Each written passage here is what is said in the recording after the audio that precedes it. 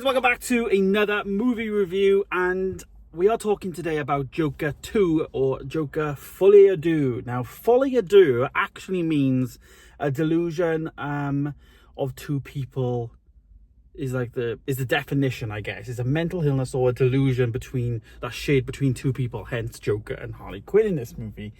Now, this movie has had a lot of hate, and one thing I was not liking the fact of was that I was thinking, oh, people are gonna hate this and I know what's gonna happen. I'm gonna enjoy it. Now, I'm not gonna say I enjoyed it, but I'm not gonna say I hate it.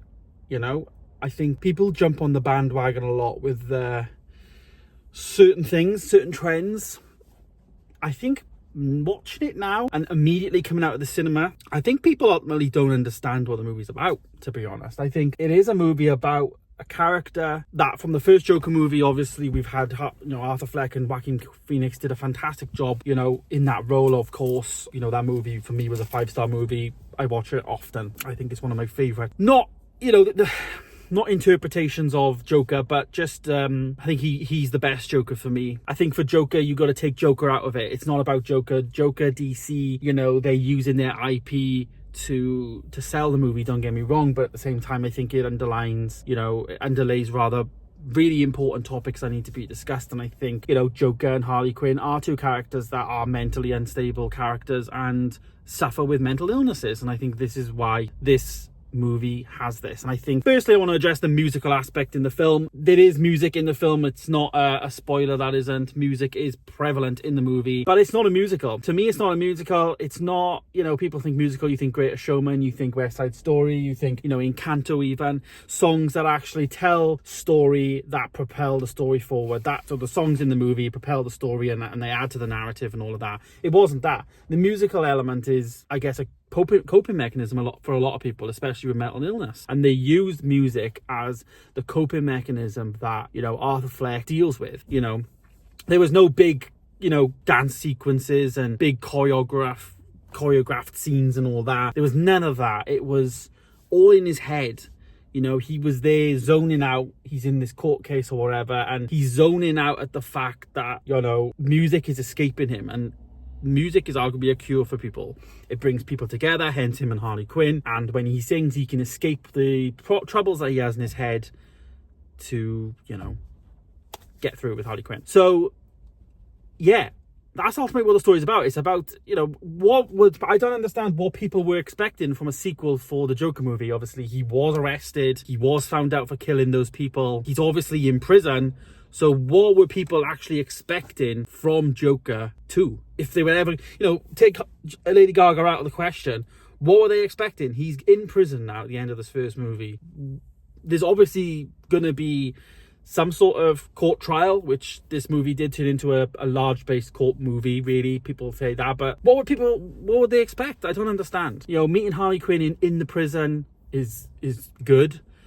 And I think we're moving forward then, cycling forward towards the end of the film. There is moments in the end of the movie that I think, especially how the movie ends, a lot of people wouldn't like. And you probably look back and you think, what was the point in the last two movies if ultimately what happened at the end, I'm not going to spoil it, happened. And I understand that. I do understand that. But I think it rounds off the story of Arthur Fleck, not Joker, Arthur Fleck we're talking about, perfectly, because there is struggles in life. And people have struggles, and I think this is more a mental health victim movie stroke, I guess, sequel of movies now, than it is, Joker and Harley Quinn. They're just using the Joker and Harley Quinn characters because it's DC, but I think they have a more important message to sell, and they're using the IP of Joker to sell this important movie. Now, for me, rating wise, I gave the first movie a 5-star. I thought it was phenomenal. So I actually gave the movie a 3.5 star. I think it does a lot of things really well, but also a lot of things not so well. I think the hate is just, everyone just jumps on the hate, and I don't understand why. It doesn't do things very well. There's a lot of runtime in this film, and there's a lot of bloatedness in there, and I think that's where maybe people are criticizing it. I really love Lady Gaga, caveat big caveat over the top. Like, I'm a massive Lady Gaga fan in general, not just in this film. But for me, I thought the film works. What it doesn't work is the pacing and the timing of the film. There wasn't enough Harley Quinn, I felt, on the screen. We didn't really have much Harley Quinn stroke Lady Gaga, in my opinion, as much as we probably, I thought we would have.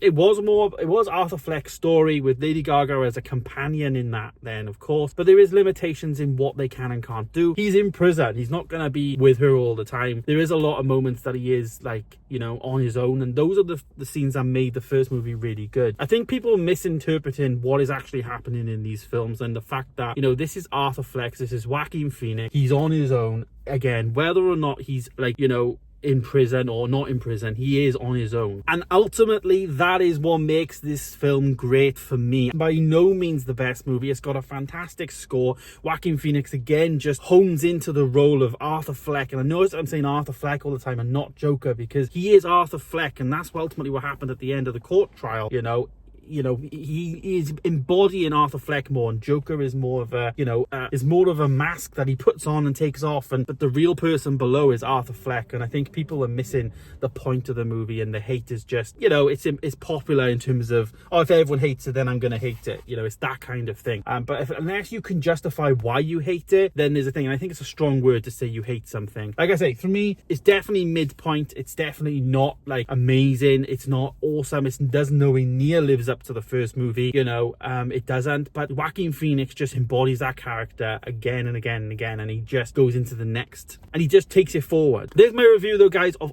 Joker Folie áDeux. Let me know your thoughts down below. Have you seen it? Are you part of those haters? Do you hate the movie just because everyone else does, or do you get it? Do you need to look at it from a different point of view, like I've said? I think that's the thing. I think people are missing the point of view you've got to look at this movie from. But there it is, guys. There's my review of Joker Folie áDeux. Let me know your thoughts down below, as I said, and I'll see you in the next one. Goodbye.